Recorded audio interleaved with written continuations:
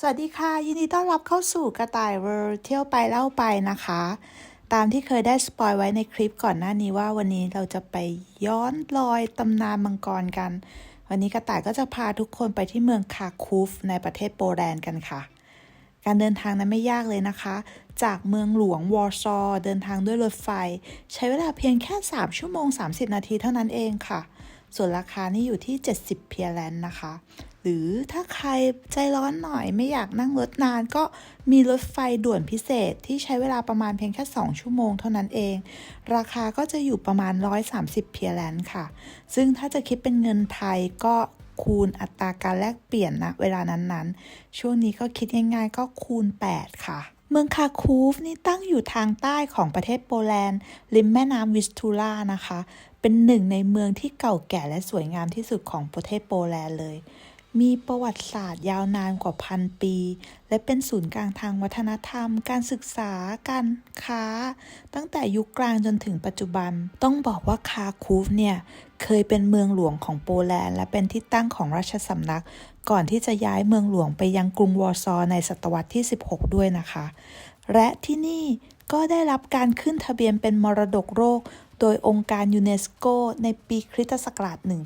1978 ด้วยค่ะเมืองคาคูฟนั้นมีสถานที่น่าสนใจอยู่มากมายนะคะและถ้าเกิดว่าใครที่ได้มาเที่ยวชมที่นี่ต้องบอกว่าไม่เคยมีใครที่จะพลาดการมาเยี่ยมชมรูปปั้นมังกรวาเวลซึ่งตั้งอยู่ใกล้กับถ้ำมังกรวาเวลหรือที่ทางภาษาโปแลนด์เขาจะเรียกว่าสมอชชาจามาค่ะ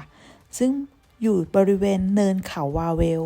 รูปปั้นนี้ตั้งอยู่ใกล้แม่น้ำวิสตูราด้านล่างของปราสาทวาเวลนะคะทำให้เป็นจุดที่นักท่องเที่ยวสามารถเดินมาชมได้ทั้งจากตัวปราสาทและก็จากทางเส้นทางเลียบแม่น้ำนี่เองพอเรามาพูดถึงรูปปั้นมังกรมันก็จะมีการอ้างอิงไปถึงตำนานมังกรที่กระต่ายจะพาเพื่อนๆไปย้อนรอยกันในวันนี้ตามตำนานเล่าว่าในสมัยโบราณเมืองคาคูฟถูกคุกคามโดยมังกรยักษ์ตัวของมันมีขนาดใหญ่มหึมาร่างกายของมันถูกปกคลุมไปด้วยเกล็ดหนามและมันมีฟันที่แหลมคมยื่นออกมาจากปากมันอาศัยอยู่ในถ้ำใต้เนินเขาวาเวลมังกรตัวนี้ที่ถูกเรียกว่าสม็อกวาเวลสกี้มีพลังและความดุร้ายเป็นอย่างมากเมื่อมันหาอะไรกินไม่ได้มันจะเขย่าเนินเขาแล้วพ่นไฟออกจากปากด้วยความโกรธมันออกอาละวาดไปทั่วทำลายหมู่บ้านรอบๆและกินทั้งสัตว์เลี้ยงและชาวบ้านเป็นอาหารชาวเมืองคาคูฟหวาดกลัวมันและไม่มีใครสามารถหยุดยั้งมันได้กษัตริย์คาคัสผู้ปกครองเมืองคาคูฟในขณะนั้นรู้สึกทุกข์ใจที่เห็นชาวเมืองต้องทนทุกข์ทรมานกับการถูกคุกคามของมังกรกษัตริย์จึงประกาศว่าผู้ใดก็ตามที่สามารถปราบมังกรนี้ได้จะได้รับรางวัลมหาศาลรวมถึงการแต่งงานกับบุตรสาวของเขาที่ชื่อวันด้าด้วยเมื่อข่าวนี้แพร่กระจายออกไปมีอัศวินนักรบและทหารผู้กล้าหลายคนจากเมืองคาคูฟและเมืองต่างๆทั่วสารทิศ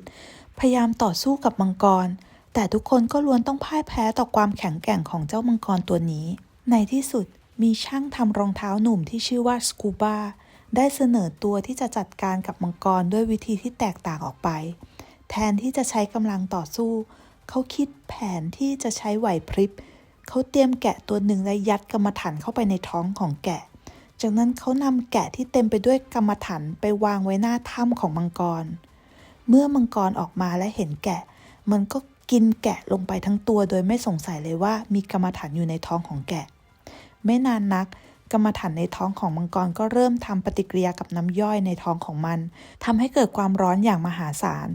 มังกรรู้สึกกระหายน้ำอย่างรุนแรงจึงบินลงไปยังแม่น้ำวิสตูล่าและดื่มน้ำเข้าไปจำนวนมากแต่การดื่มน้ำไม่อาจหยุดการเผาไหม้ในท้องของมันได้มังกรดื่มน้ำมากจนท้องของมันระเบิดและเสียชีวิตในที่สุดเมื่อมังกรถูกปราบลงชาวเมืองคาคูฟก็กลับมามีชีวิตที่สงบสุขอีกครั้งกษัตริย์คาคาสให้รางวัลแก่สกูบ้าและจัดงานเฉลิมฉลองอันยิ่งใหญ่เมืองคาคูฟรอดพ้นจากภัยคุกคามของมังกรวาเวลได้กลายเป็นสัญลักษณ์แห่งการต่อสู้ที่ใช้ไหวพริบและความกล้าหาญของชาวคาคูฟมาจนถึงปัจจุบันต้องบอกว่าตำนานนี้เป็นหนึ่งในเรื่องเล่าพื้นบ้านที่มีชื่อเสียงที่สุดของโปแลนด์เรื่องราวของมังกรวาเวลเนี่ยได้รับการบันทึกไว้ในเอกสารหลายฉบับนะคะซึ่งหนึ่งในนั้นเนี่ยเป็นบันทึกที่เก่าแก่ที่สุด ที่เป็นพงศาวดารแห่งโปแลนด์ค่ะในปัจจุบันนี้รูปปั้นของมังกรวาเวลนี่ตั้งอยู่ใกล้กับถ้ำมังกรบนเนินเขาวาเวลซึ่งรูปปั้นมังกรนี้สามารถพ่นไฟได้จริงๆนะคะโดยปกติแล้วเนี่ยมังกรจะพ่นไฟทุก5นาทีแต่ว่ายังไงก็ช่วงเวลาการพ่นไฟเนี่ยอาจจะมีการเปลี่ยนแปลงนะหรือปรับเปลี่ยนตามฤดูกาลนะคะต้องเช็คอีกทีหนึ่งและทุกปีในเมืองคาคูฟเนี่ยจะมีการจัดเทศกาลมังกรวาเวลนะคะโดยไฮไลท์หลักของเทศกาลนี้คือขบวนพาเหรดมังกรที่มีการสร้างหุ่นมังกรขนาดใหญ่หลากหลายสีสันมากมายหลากหลายรูปแบบทั้งลอยน้ำมังกรบินแล้วก็ขบวนพาเหรดมังกรเนี่ยก็จะแห่เดินไปในใจกลางเมืองนะคะครอบคลุมกับบริเวณรอบๆเนินเขาวาเวลและจัตุรัสตลาดเก่าด้วยค่ะหุ่นมังกรเหล่านี้เนี่ยสร้างขึ้นโดยกลุ่มศิลปินและโรงเรียนในพื้นที่และบางครั้งก็มีการประกวดหุ่นมังกรที่มีความคิดสร้างสรรค์และแปลกใหม่ด้วยนะคะและในช่วงค่ำคืนก็จะมีการแสดงแสงสีและดอกไม้ไฟริมแม่น้ำวิสตูล่าค่ะที่มีการใช้หุ่นมังกรยักษ์ที่สามารถพ่นไฟได้จริงและมีการจัดตลาดนัดและการแสดงสินค้าท้องถิ่นอย่างคลึกครื้นด้วยนะคะเป็นเทศกาลที่ดึงดูดผู้คนจากทั่วโลกเนี่ยให้มาท่องเที่ยวที่เมืองคาคูฟนี้กันเลยค่ะ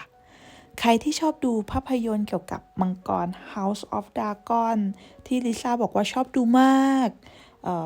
เพลงใหม่นี่New Woman นี่ดูสีผมได้เลยค่ะว่าอยู่ฝ่ายไหนเนาะหรือว่า Game of Thrones นี่บอกได้คำเดียวเลยนะคะว่าเมืองคาคูฟเนี่ยเป็นสถานที่ท่องเที่ยวที่ควรมาสักครั้งในชีวิตค่ะเป็นยังไงกันบ้างคะกับสถานที่เที่ยวต่างๆในเมืองคาคูฟและตำนานมังกรวาเวล